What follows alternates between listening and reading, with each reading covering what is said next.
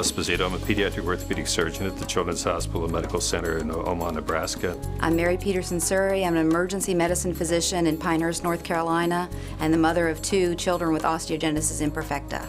And we're going to do a long leg splint as we would for a child that had a femur fracture.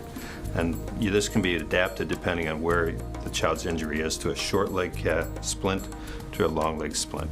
We're using a pre-packaged product, which we think is a reasonable thing to use to have for a family with a child with OI, because it's something you can store, it has a shelf life, and it's easy to use. So when a child has a fracture, you want to try to keep them calm, you want to try to make sure you get all the medicine on board, give it an appropriate amount of time to work, and then begin to apply the splint with another person to help you.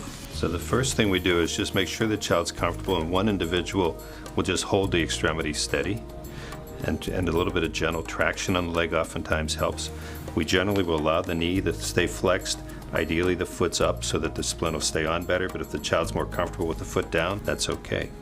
The main thing is to make sure the splint's long enough, and one of the big problems we see from emergency rooms and people trying to splint themselves or their children is that if the fracture is here in the middle of the bone, the splint will end at the end of the bone.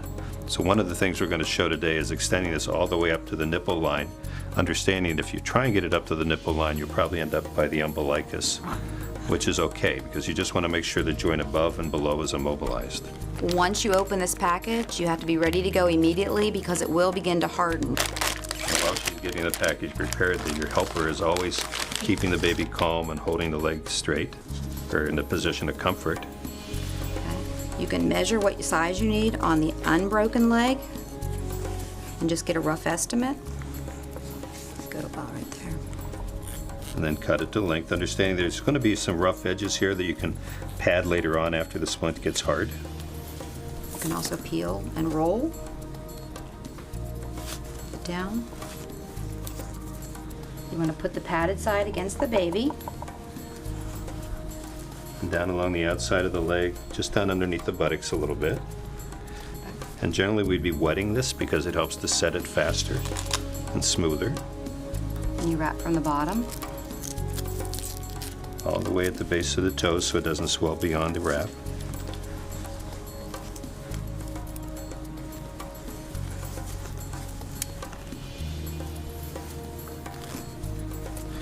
And one of the things we generally do and recommend is that you use one wrap on the leg and a separate wrap up around the waist if you can.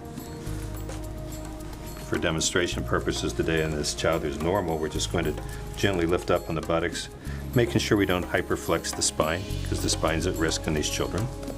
So one of the things that's really important is to have 2 people doing this to hold the child's leg steady. And once we get the splint on and wrapped loosely with the ACE wrap, then we allow it to get hard. As it starts to harden, then it's a matter of just holding the child's leg still and using the palm of your hand to kind of mold it. And in an infant, what we'd be doing ideally is then, once this starts to get just a little bit firm, put the child in their car seat, and the seat will hold the hip in a flexed position, knee in a flexed position, help mold the splint. And the kids are usually a lot more comfortable too when they're in that position. And don't worry about how neat you make the ACE wrap look the first time, you just worry about getting it on and making the splint smooth so the baby's comfortable. You can always rewrap later when things have calmed down. And that's basically the position most of the children seem to be most comfortable in. If their hip and knee are flexed a little bit, it relaxes the hamstrings and it helps cut down on the spasm. This kind of a splint can be used for anything, even an arm. You can bring it up around the top of the shoulder, down around the elbow. The principle is always the same. You want to make sure the joint above and below are immobilized, that has a nice amount of padding, and you can get this padding either in foam or in a felt material, and it tends to dry out. The diaper would normally not be on when you splint the child. You would put the diaper on after the fact, and that way you would have less problems changing the diaper and using that afterwards. And if you use 2 separate ACE wraps, one around the chest and waist and the other on the leg, that seems to work. And if you have an accident, it's easier to change out the ACE wraps.